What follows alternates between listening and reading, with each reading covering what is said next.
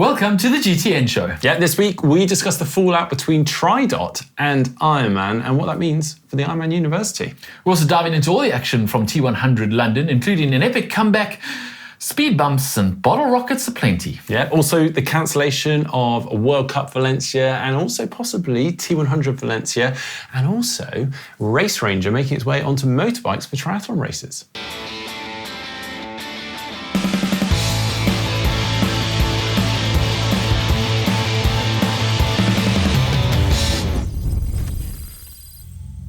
Well, all eyes in the triathlon world this past weekend were on London and the iconic London Triathlon, which is now the T100 London Triathlon. And 6,000 age groupers participating. There's a super sprint and a sprint on the Saturday, and then obviously the Pro T100, which we'll talk more about later. And then on the Sunday, there's the T100, the 100 kilometer distance, which is new, and the Olympic distance, and a whole bunch of people participating in this.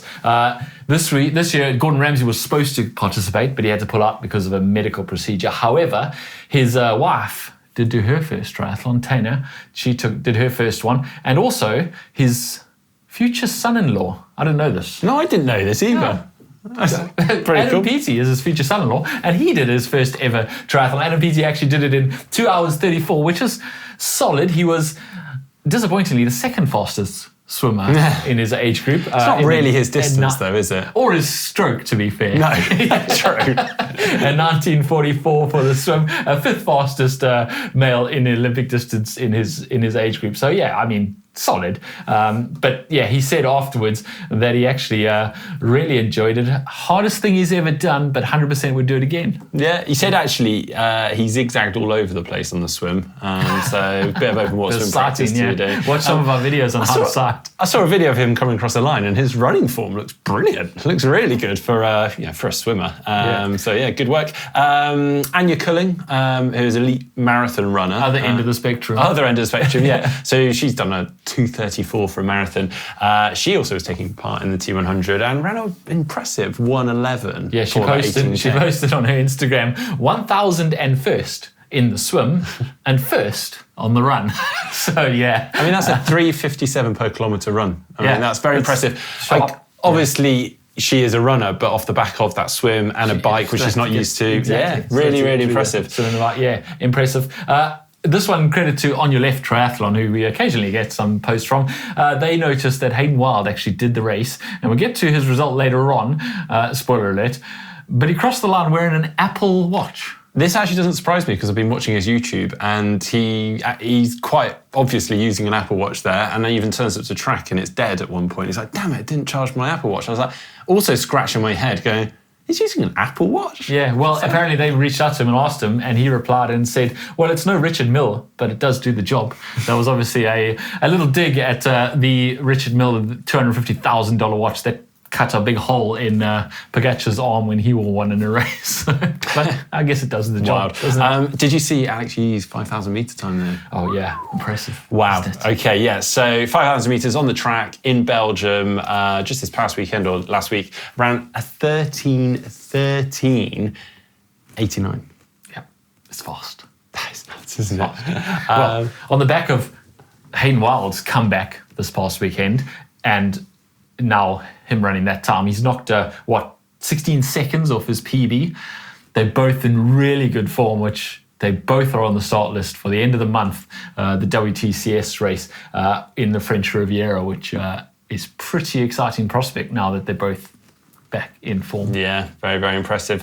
Now this is really quite nuts. Durand Kazmanski, a Polish chap who lives in Illinois, is currently undertaking 50 Ironman triathlons, but not just kind of individually day after the next, continuously. Yeah, once he started that stopwatch at the start of the first swim, he hasn't stopped it now. Yeah, so he's currently doing this in Rio, and he's already done the swim and the bike portion. So for the swim, that was a total of 190 kilometres, the bike 9,000 kilometres, and he's already, I think, halfway through the run, over 1,000 kilometres into the run.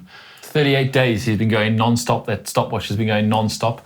Clearly he's been charging his Apple Watch or used a different watch. But yeah, I mean, very impressive and also very, very crazy.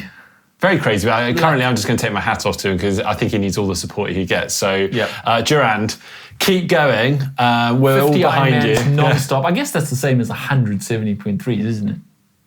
It's exactly the same. I mean, when you're working out the distances, it's 170.3s. I don't know which sounds more impressive. Anyway, it's all very impressive. We wish him luck with the last half of the run. Now, on to the Tri news. Earlier this week, Tridot announced the termination of their partnership and relationship with Ironman. Now, Tridot actually emailed their sort of coaching community about this change, stating in part, due to unresolved business matters, Tridot has terminated its sponsorship of Ironman effective immediately. As a result, the Ironman U, which is the university program in its current form, has concluded. Tridot no longer operates Ironman U, and any inquiries regarding Ironman U should be directed to Ironman. So, James, there seems like there's been quite a big falling out between Tridot and Ironman. Tridot have actually even gone on to say that they claim full ownership of all their education and training materials that were sort of made up the Ironman U program, and they've even gone on to launch their Endurance Sports Coaching Institute. Yeah, so they were running the Ironman University, and now they've just gone, Ironman University is done. And it appears that that was a completely unilateral press release because Ironman in response said, that communication has come as a surprise to us based upon our ongoing collaboration and long-standing partnership with Tridot. Ironman remains committed to our coaches and the Ironman U program and the importance of education that makes our coaches and community stronger by helping athletes all over the world reach their respective finish lines. And it's a bit messy when a press release completely blindsides one of the partners in the relationship. I've got to be open and honest, I've not actually personally used Tridot before. I know a lot about it, so obviously the main thing is it's got an AI-powered engine behind it. So at its core, the AI sort of analyzes training and personal data, and it can create these custom training programs for you. But it's not just purely AI, so you can actually integrate coaches into it, and they can utilize the AI to as much degree as they like, whether they are fully making training programs or sort of using the AI to make their training programs. Now, having a look through the forums, like Slow Twitch and various places, it seems like this is where the concerns from coaches have arisen. As an Ironman U coach, so if you've gone through the university, there was pressure then to switch to Tridot. But then once you were on Tridot, it seemed that Tridot was sort of direct marketing to these athletes that you have and trying to basically convert them over to AI, and then therefore those coaches were sort of losing out on earnings. Yeah, it seems like Tridot's not very happy with how the return on their investment for the marketing, and I guess maybe they just got the wrong end of the stick on what their return would be, because I don't really know much about Tridot either. I've not investigated in any way, but if you are anything to do with the world of triathlon, you will have seen Tridot everywhere. Their marketing with Ironman has been ubiquitous. Everyone who has done an Ironman or even been interested in an Ironman event is definitely aware of the name Tridot. So in a way, their marketing has worked, but clearly they're not very happy with what they've got for their investment, and they've just pulled the plug. Now, obviously, we don't know any of the ins and outs of this negotiation or what they paid or what Ironman requested of them or provided them or anything like that. I don't think anyone really does, but yeah, as we said, a bit of a messy divorce, and we don't have all the information. I guess time will tell. We'll get some more information on how this all played out and what the future is for both of these companies as far as the Ironman University goes, as far as the coaching platform goes on Tridot, etc. But for now, I guess we just... Well, all we do know, I guess, at the moment is that it seems like Ironman will revert back to its original model of the Ironman University program, which it did used to run before Tridot existed. So they'll handle sort of the certification. But we'll have to assume that they don't have any of those employees in place anymore, though, because it was all outsourced to Tridot for quite a while now. So it would be really starting again at square one. Yeah. Anyway, time will tell. Moving on, and bad news for the World of Triathlon. The World Cup in Valencia has been cancelled by World Triathlon. This was supposed to be the launch of a big partnership. They've announced a 12-year partnership between T100 and World Triathlon, and it was going to be the first time where they were jointly hosting an event in the same city on the same weekend, and the whole world of triathlon was going to be in one place. However, there's some unpredicted or unscheduled construction in the port of Valencia, and World Triathlon have simply gone, we can no longer hold the triathlon here, cancelled. It's done. T100 for their part have come out and said, we will definitely find a alternate solution for our pro race, and our pro race T100 Valencia will still happen, although details of location and maybe even date TBC. It does sound like the sprint and super sprint that T100 were going to put on for age groupers at that same weekend will not be happening anymore, and none of those World Triathlon events will be happening that weekend in Valencia either, which is all a little bit disappointing. We wait to see what happens for T100, because they've had so many races kind of get the rug pulled out from under them. I do feel slightly sorry for them, because this really isn't their fault. It does sound, though, like off record, that they're sort of currently scouting out these venues just down the coast in Valencia, so hopefully keeping it in a similar vicinity or similar area. So, yeah, fingers crossed. Fingers crossed they don't move it all the way to Australia like the other event. All right. Following on actually from a post from Joe Skipper about a week or so ago, where he actually praised the difference that Race Ranger has brought to pro racing with the drafting distances. But he actually went on in this post to say one of the bigger issues actually is the motorbike interference with the pro race than actually the drafting effect that those bikes can bring.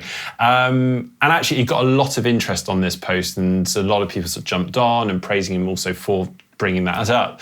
Now, Race Ranger's co-founder and CEO, James Elvery, has actually responded to this, and I thought it was really quite interesting what he's come up with. So he said, we're working on this as part of our current work. Right now, our system has a front and a rear unit. We're making changes to the way it works to enable competitive age group athletes to have 2 units, just like the pros do today, and then for other athletes who perhaps aren't racing to earn a slot or win their age group to just have a rear unit. This requires some changes to the way the software logic works out who is in front of who and determines overtakes precisely. Once we have the system that can operate as just a rear unit in this way, that could quite easily be extended to all the motorbikes. Now, the interesting thing then is once they start implementing onto motorbikes is then they need to change the distances for that single unit that's on the motorbike versus those on the athletes. They also need to make sure that those devices that are on the motorbikes don't get mistaken as athletes. So if you think that motorbike's passing through the field, it doesn't start suddenly flashing all the making all the lights go red. Yeah. And then also, obviously, one of the big things, the main factor is figuring out what is that distance that the motorbike needs to be at. Right? Yeah, that's a good question. 40 meters? Yeah. 60 meters? But also it's worth pointing out that that distance of the motorbike and athlete the feedback will be sent to the motorbike on a console in front of them, because obviously they need to know personally as a motorbike rider, do I need to accelerate behind me? Exactly, It's rather than on the athlete. It's not the athlete who looks at the lights on the back of the motor and has to drop back. It's the motor has to So basically, it is in talks and they're trying to get things in motion there, but it is obviously a lot more complex than it might just seem at the face of it. So, and all of this bearing in mind that those motors are not there just for show. They are providing a very important role, where be it referees, be it camera motors, so that we can actually see what's happening in the race, which we all want to. So you can't just go, well, just make them all go far away. They still need to be there. So it is quite a complicated scenario. But Race Ranger is working on it.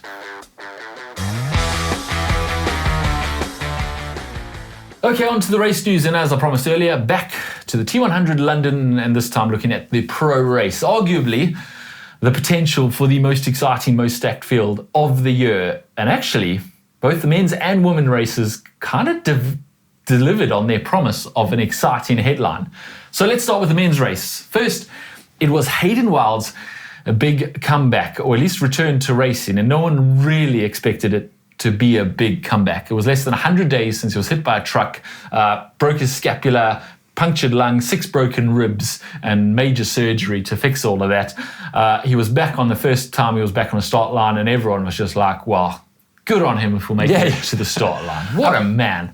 But straight away in the swim, after the first lap, because it was an Australian exit, the guy's in the mix. He's right there. He was in the mix. He did lose a bit of time, which you wouldn't expect him to do. He was 7 seconds down at the end of the swim. But as Jan Frodeno said, he was watching him swim in the warm-up, and he was like, oh, his left arm really doesn't look that good. And he got out and he realized that it was the other arm that he had injured. His arm that was injured was actually doing better than the one that wasn't injured.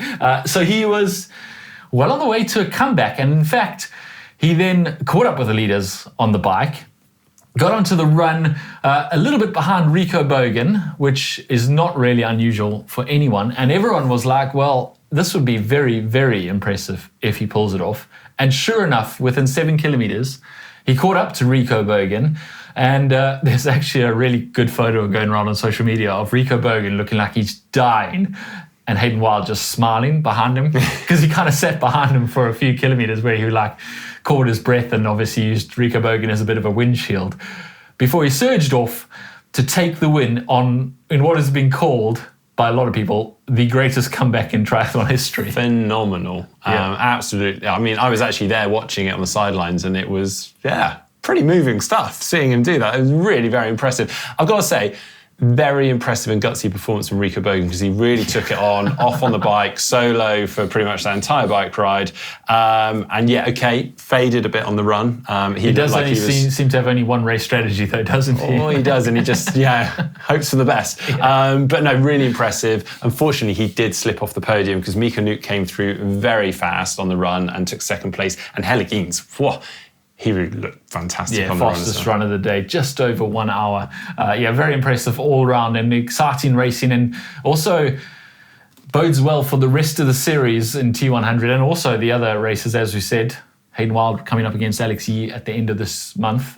Exciting racing towards the second half of this year. Yeah, definitely. Moving then on to the women's race, which was actually before the men's race, starting at midday. It's also another thing for the athletes to think about. It's like those later starts in the day and how they sort of get their pre-race strategy right and all that sort of stuff. Is quite interesting, but rather than we're always used to the very early starts. You don't normally have to worry about the weather in London on the midday start, do you? No, true. Now, the big thing was Lucy Charles-Barclay, her first T100 win, and it was a very impressive race. So on the swim, we had obviously Lucy Charles-Barclay off the front with Jess Learmonth. We had Kate Waugh in there and Taylor Knibb. But Taylor, in her usual fashion, sort of took her time through T1. In fact, I actually saw her walking up the steps rather than running up the steps. And then put socks on in T1, losing about 30 seconds in T1. And it would take her 6 laps on the bike to make up those 30 seconds, which, wow, I mean, she had it at the end of the swim. Why would you give that away? I know. She, as she usually does, powered up past that group eventually after 6 laps on the bike. But as I say, took a long time to catch them. And I think the course, just part of that really, it's very hard to sort of get down the aero bars, lay down power, because you're just constantly going between cones, dead turns, which we'll get onto in a second. Took her 6 laps, caught up, passed, and then actually very soon after, Lucy Charles-Barclay just decided, you know what, actually, I'm going to go for this, and surged and put in a little bit of a gap going into T2. Set off on the run, looking good, and Kate Waugh actually started to reel her in and passed her, and it looked like Kate Waugh was going to take the win, and then actually in the last few Ks started to fade, and Lucy Charles-Barclay passed her again. So very impressive, taking her first T100 win, Kate Waugh in second, and Taylor Knibb running up the podium in third. So what are we saying about the success of this race, Mark? I mean, the Excel Centre, so the place that they host the event from, is really good when you talk about trying to host all these age group amateur races Indoor transitions. Indoor transition. It's quite cool, like the spectacle of it, and obviously a city event, like trying to get that many people to a location with all their stuff. It makes a lot of sense. Unfortunately, the roads and sites in that particular part of London aren't the most picturesque.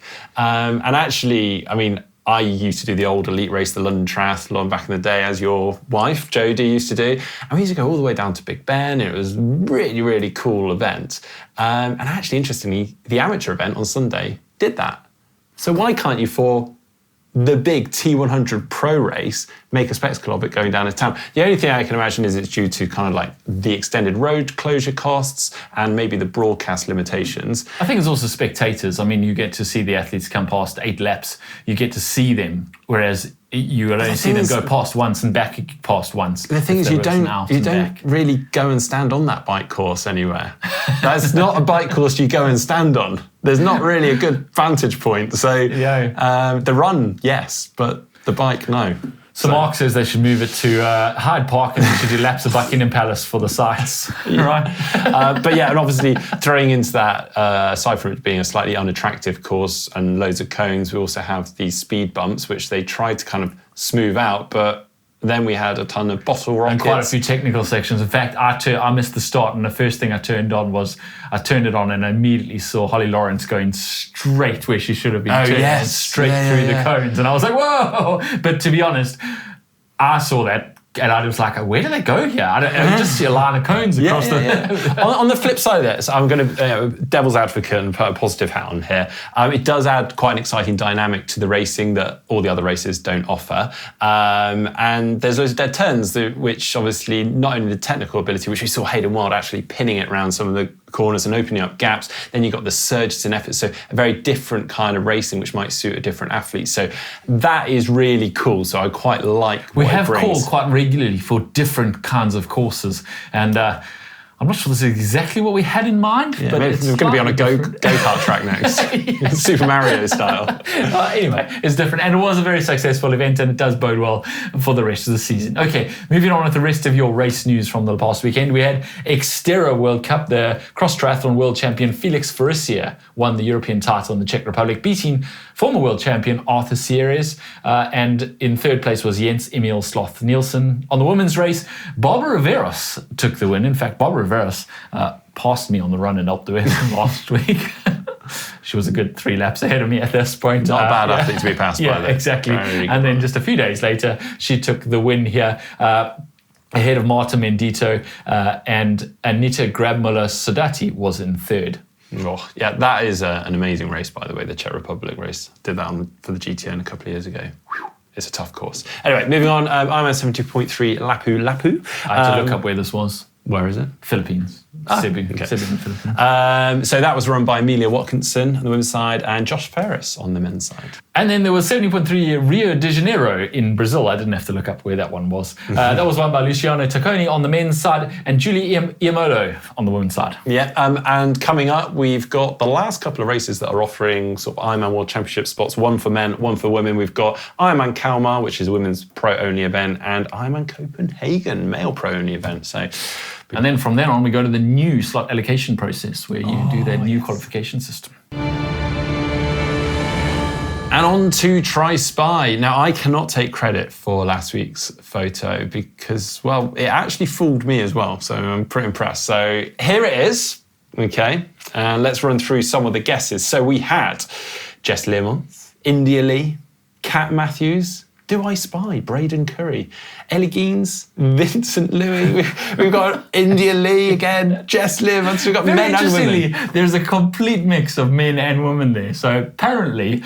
Can I say who I was going to go for? Who are you going to go for? I was actually going to go for India Lee. Oh, right. Yeah. So apparently, Alistair Brownlee has a pretty androgynous set of eyes because that is Alistair Brownlee from last year's T100 London, and no one got it right. So wow, you have to do better this week. This week we have this image. Whose eye is that? Say what? All right. Last week, we had a video on how to improve your stroke rate, which got a lot of interactions, actually, because I think a lot of people are trying to improve their stroke rate, or swimming technique full stop, but stroke rate does tend to be... haven't, and they've just realised that they should. Yeah, that too. And so a lot of people diving into the comments who are quickly checking in on their watches, their smartwatches, and seeing what their stroke rate is on their swims. Which is really cool. So yeah, if you haven't done that, do, and let us know what your stroke rate is in the comments below that video or any video. But a few people go, oh my goodness, my stroke rate is so low. So Jay Hannon, 66, said, mine is only 21 strokes per minute on open water swims and is consistent over 3,500 yard continuous swims. When I swim it, up my pace is slower over that period. I think I need to increase aerobic fitness.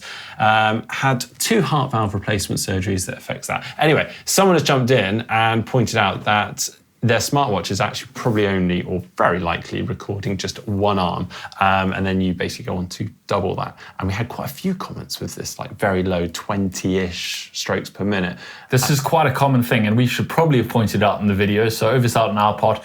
But obviously, you only wear your smartwatch on one arm, so it's only measuring one arm. You would think that the algorithm could quite easily double that number to give you your strokes per minute, because it can assume that however many strokes you take with your left arm, you're probably going to have taken with your right arm. However, it appears that many of the smartwatches don't do that. They leave that up to you to double. And so people are reading this going 21, 25, maybe even 29 and 30 and going, wow, mine's really, really low. It isn't. Double it. It's almost certain that your watch is not doubling it, and you should double it. And that a 42 stroke rate, while still pretty low, is a bit more believable and realistic. Yeah, and if you're not sure, obviously just set a little timer on your watch that's going to set off an alert and just count your strokes. Yeah, or get someone to count next to the pool while you go. 15 seconds, count how many, and multiply it by 4. But yeah, just thought I'd bring that up because quite an important point. Yeah. Anyway, that was it for the show this week. Coming up on the channel this week, we've got a quite cool video coming with Fred Funk around his Challenge Roth race. Yeah, you might remember I did a little visit with him to Sierra Nevada when he was preparing for Roth. Well, we caught up with him before and after the race in Roth to find out exactly how it went and exactly what he learned from his first full distance race where he came 5th. Yeah, well, I hope you enjoyed today's show. If so, give us a thumbs up, give it a like. We'll see you next week.